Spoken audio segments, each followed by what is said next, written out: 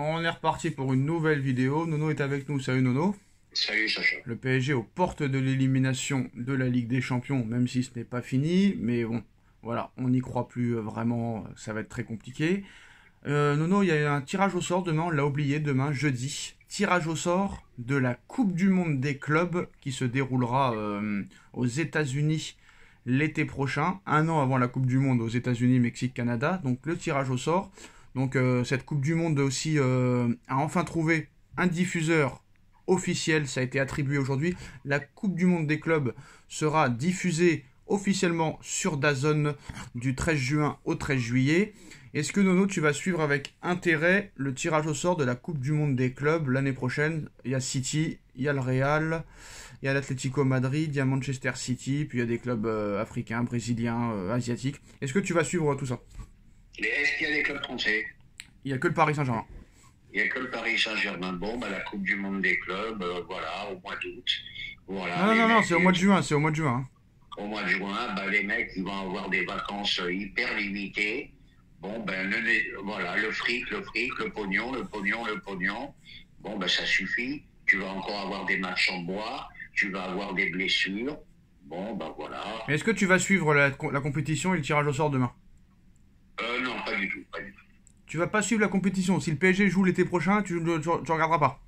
Je regarderai d'un œil, je te dis la vérité, parce que j'en ai plein le cul. On est en train de se moquer du monde.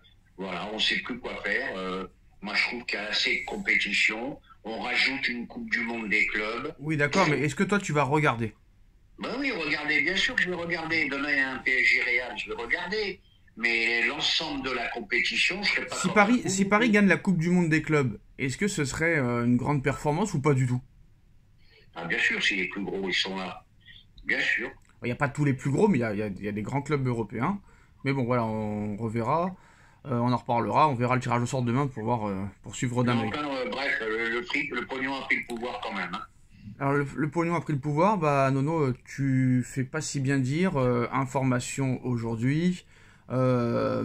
Pérez est un grand fan de Mbappé et Pérez serait prêt à vendre Vinicius pour, avec cet argent, créer une équipe autour de Mbappé. Il est convaincu que Mbappé réussira si Mbappé joue à gauche, poste qui est pour l'instant occupé par Vinicius. Et Pérez est prêt à vendre Vinicius et en faire le transfert le plus cher du monde pour créer une équipe autour de Mbappé. Est-ce que c'est injuste, Nono, alors que Vinicius fait le bonheur du Paris Saint-Germain depuis 3 ans et que Mbappé pose des problèmes à tout le monde depuis 2? Cette déclaration est sortie d'où?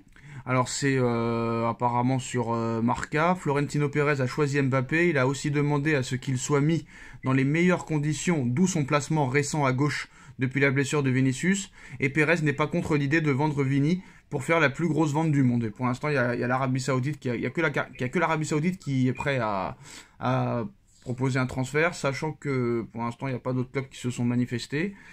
Et il serait prêt à mettre plus de 220 millions sur Vinicius. Mais est-ce que Vinicius ira à 25 ans en Arabie Saoudite?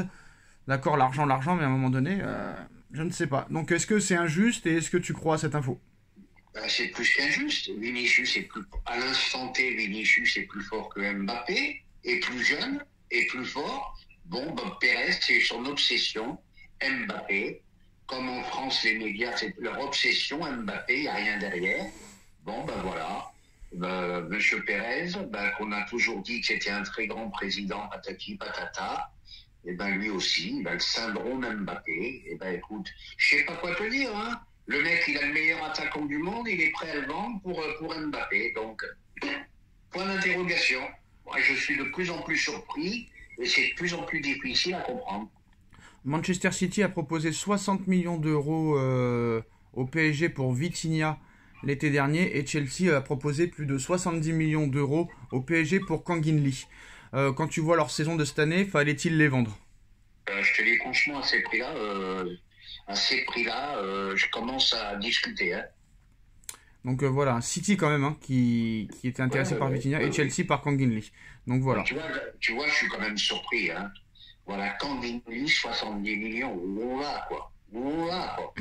Quand t'es milliardaire, Nono, faut bien dépenser ton oseille. Vite fait, Christophe Galtier pourrait devenir sélectionneur du Qatar. L'ancien coach du PSG est leader du championnat qatari avec son club et son travail est apprécié par les dirigeants de la fédération. Ah, bah, j'aurais préféré que ça soit avec le PSG. Bon, bah, tant mieux pour lui s'il réussit au Qatar. Bon, mais il va prendre une tonne d'oseille, hein. Le mec, il est tranquille. Il pourra faire vivre 2-3 générations derrière lui, hein, voilà. On en revient au pognon, hein, voilà. Au Qatar, il réussit. Alors Nono, peut-être que ça a échappé à beaucoup de monde, mais hier il y avait une journée du championnat espagnol. Le Barça a gagné très facilement, 5 buts à 1, avec quand même un très gros match pour son retour de blessure de Yamal, qui devient le meilleur passeur de la saison. C'est incroyable parce que, je sais pas si tu es d'accord avec moi Nono, mais c'est le seul joueur qui a le droit de pas marquer, mais qui nous régale quand même. Ah, ben, c'est ça le talent. C'est ça le talent. Dès qu'il est en possession de la balle, le mec, il te donne des frissons. Technicien hors pair, un toucher de balle magnifique. Le talent à l'état pur. Et pour moi, c'est le futur Ballon d'Or. Parce Non, Pérez, il a beau me parler de qui il veut, de Mbappé, de Dadi, Dada. Moi, je te dis, c'est la future star des 10 prochaines années. Oui, mais on est d'accord que c'est pas un joueur qui mettra 50 buts dans des saisons. On est d'accord, hein. Non, mais les buts qu'il te mettra, ça sera des buts fabuleux, comme il a toujours dit depuis Mais est-ce que maintenant tu peux être un grand joueur sans avoir des stats? Bah, qu'on arrête un peu de. Voilà, les stats, d'accord.